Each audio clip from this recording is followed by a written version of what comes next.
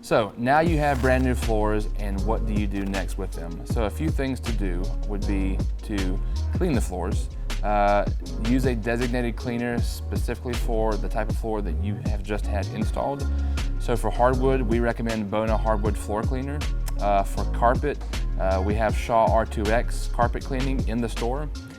For tile, we also have tile cleaner and sealer in the store as well.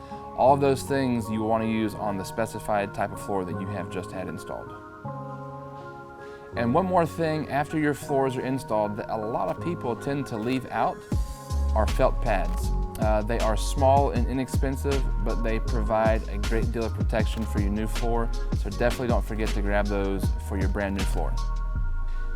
And if you guys have any questions regarding what to do before, during, or after the install process, feel free to reach out to Kirkland's Flooring, call your salesperson, or email the salesperson. We are all here to help you out during the process, and we appreciate your business. Thank you.